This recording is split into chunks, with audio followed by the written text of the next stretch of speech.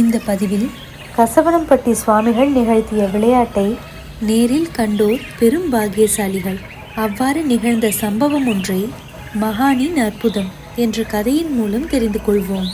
பழனியில் மளிகை கடை வைத்திருந்த ஜெயபால் என்பவருக்கு சித்தர்கள் மேல் அபாரமான ஈடுபாடும் பக்தியும் உண்டு. ஒருமுறை பழனி அருள்மிகு பழனியாண்டவர் கலை பண்பாட்டு கல்லூரியில் பேராசிரியராக பணிபுரியும் கண்ணன் என்பவரையும் வேறு சில நண்பர்களையும் அழைத்து கொண்டு கசவனம்பட்டி சுவாமிகளை காண ஒரு காரில் பயணமானார்.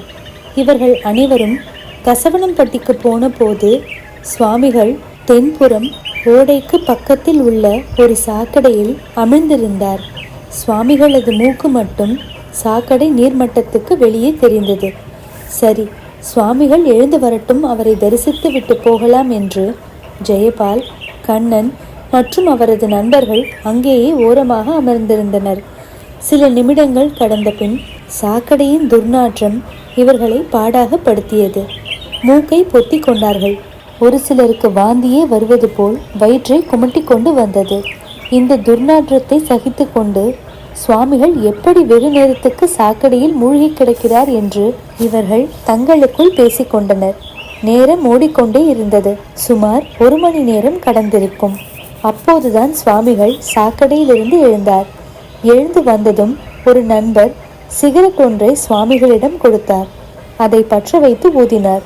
பிறகு அந்த சாம்பலை விபூதியாக பாவித்து இவர்களின் நெற்றியில் பூசினார். ஆசி பெறுவதற்காக அவரது திருப்பாதங்களில் விழுந்தனர். அப்போது அந்த இடத்தை கடந்த ஒருவனிடம் ஏதோ சைகை காட்டி ஒரு டம்ளரை வாங்கினார் சுவாமிகள். அதுவரை தான் மூழ்கியிருந்த சாக்கடைக்குள் டம்ளரை விட்டு 3/4 அளவுக்கு அந்த நீரை முகர்ந்தார்.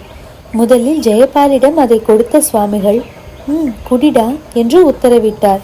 சுவாமிகளை தன் கையால் எடுத்து கொடுத்ததும் அதை மறுக்காமல் வாங்கி சாக்கடை நீரை பருகுகிறோமே என்கிற அருவருப்பு வெளியே தெரியாதபடி ஒரே மடக்கில் குடித்தார் ஜெயபால்.